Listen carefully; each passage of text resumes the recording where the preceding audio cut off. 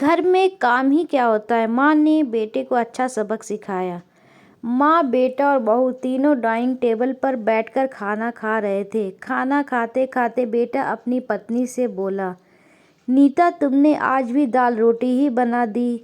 कम से कम खाना बनाने में तो आलस मत किया करो।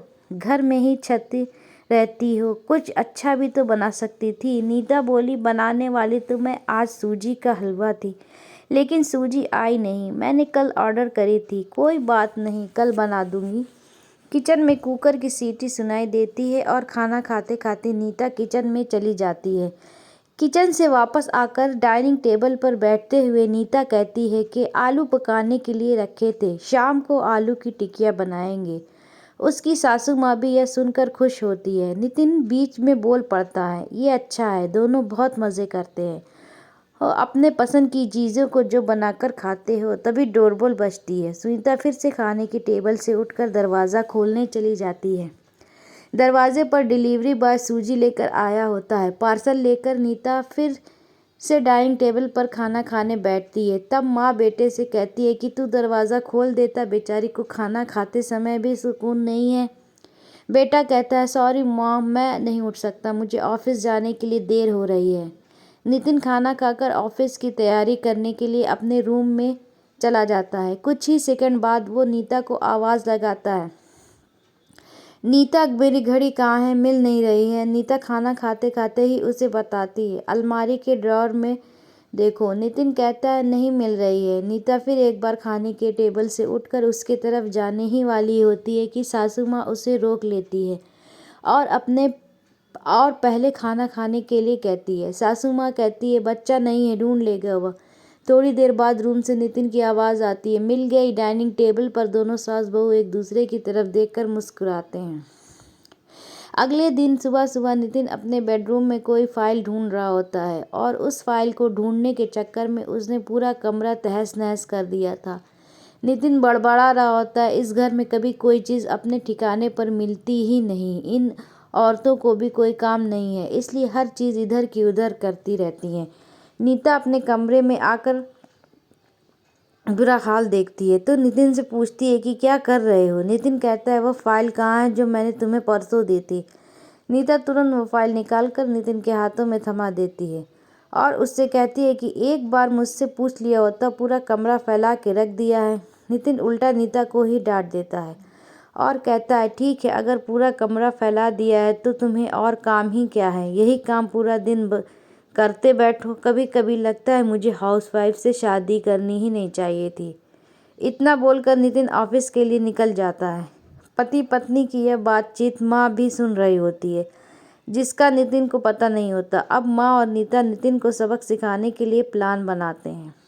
अगले दिन सुबह सुबह जब नितिन नींद से जागता है तो नीता को चाय के लिए चिल्लाकर कह रहा होता है। पास ही में सोफे पर बैठी माँ उससे कहती है, नीता नहीं है, वह अपने माँ के घर गई है और ज़रूरी काम था। नितिन फ़ोन निकालकर नीता को कॉल करने लगता है। तब माँ उसे रोकते हुए कहती है, फ़ोन मत कर, माँ के घर ही तो गई है, आज आएगी 2-3 दिन में। नितिन फ़ोन रख देता है और माँ से कह रहा होता है कि माँ चाय। तभी माँ बोल पड़ती है, हाँ हाँ, 2 कप बनाना, मैं भी पीऊँगी। बेमन से नितिन किचन की तरफ जाने लगता है चाय बनाने के लिए। तब माँ फिर से खड़े होते हुए कहती है, अरे बेटा रुको। नितिन को लगता है कि माँ उसे रोककर चाय बनाने चली जाएगी, लेकिन माँ कहती है, मेरी चाय में थोड़ी चीनी कम डालना। नितिन चाय बनाकर लाता है और माँ और बेटा दोनों चाय पी रहे होते हैं। तब माँ बोलती है, अच्छी बनाई है, लेकिन नीता जो चाय बनाती है उसमें तुलसी की कुछ पत्तियाँ डाल देती हैं, उसका स्वाद ही अलग आता है। बेटा कोई नहीं, अगली बार जब तू चाय बनाएगा तो ध्यान रखना। नितिन माँ की तरफ देखता ही रह जाता है। थोड़ी देर बाद नितिन माँ से कहता है, माँ आज खाने में मटर पनीर। माँ फिर से नितिन की बात काटते हुए कहती, अरे वाह, आज मेरा बेटा मुझे मटर पनीर बनाकर खिलाएगा। अच्छा है, काफ़ी दिनों से मटर पनीर खाने की इच्छा हो रही थी। नितिन कहता है, अरे माँ, मैं तुम्हें मटर पनीर बनाने के लिए कह रहा था। माँ कहती है, नहीं बेटा, मेरा घुटनों में बहुत दर्द रहता है, मैं इतने घंटों तक किचन में नहीं खड़ी रह सकती। नितिन अपना फ़ोन निकाल कर रेस्टोरेंट से ऑर्डर करने लगता है। तब माँ उसे रोकते हुए कहती, इस उम्र में मेरा पाचन अच्छा नहीं रहता बेटा, मुझे गैस हो जाती और तुम मुझे बाहर का खाना खिलाना चाहते हो। तू तो अपनी माँ से प्यार ही नहीं करता। नितिन ना चाहते हुए भी घर का खाना बनाने के लिए किचन में चला जाता है। 1 घंटे बाद खाना बन के तैयार हो जाता है। नितिन 2 थाली में खाना परोस कर माँ के पास आता है। माँ देखती है कि नितिन ने दाल रोटी बनाई है। माँ नितिन से कहती, अरे बेटा, तू तो मटर पनीर बनाने वाला था ना। नितिन कहता है, माँ यह आसान था बनाने के लिए। माँ कहती है, नीता होती तो मुझे मटर पनीर बनाकर ही खिलाती। चलो कोई बात नहीं, मैं कहाँ हर दिन मटर पनीर खाती हूँ, आज भी दाल रोटी ही खा लूँगी। आप बैठ साथ में मिलकर खाते हैं। दोनों बैठकर खाना खाने लगते हैं। नितिन ने पहला निवाला मुंह में रखा ही होता है कि माँ उसे कहती है, अरे बेटा, दाल में नमक थोड़ा कम है, जाकर ज़रा नमक लेकर आ। नितिन खाते खाते उठता है और किचन से जाकर नमक लेकर माँ को देता है। फिर अपना खाना खाने बैठता है। बीच में ही माँ खांसने लगती है और नितिन से कहती है, अरे बेटा, खाना गले में अटक गया है, थोड़ा पानी लेकर आ। नितिन फिर से खाना खाते खाते उठता है और पानी लेकर माँ को देता है। इन सब से नितिन के मुंह पर परेशानी साफ देखी जा सकती थी। नितिन को अब महसूस भी हो रहा होता है कि जैसा बर्ताव वह नीता के साथ करता है उसे कितना बुरा लगता होगा। हालांकि नीता के मुंह पर कभी उसने शिकन नहीं देखी थी।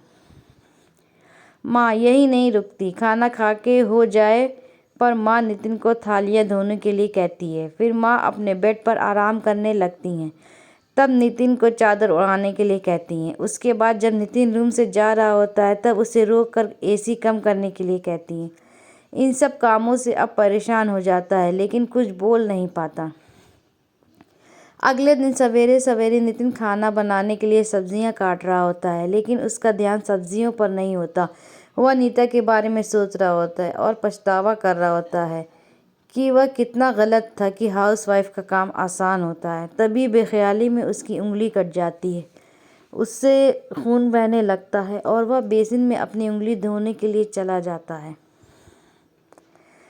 तभी नीता उसके पास आकर उसके हाथों में पट्टी बांधने लगती है।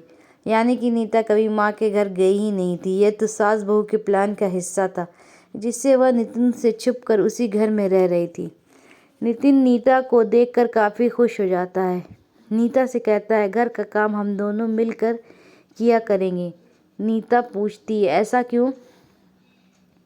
नितिन कहता है कि मैं घर का काम सीख जाऊंगा और घर अगर हम दोनों का है तो घर का काम भी हम दोनों का ही होना चाहिए।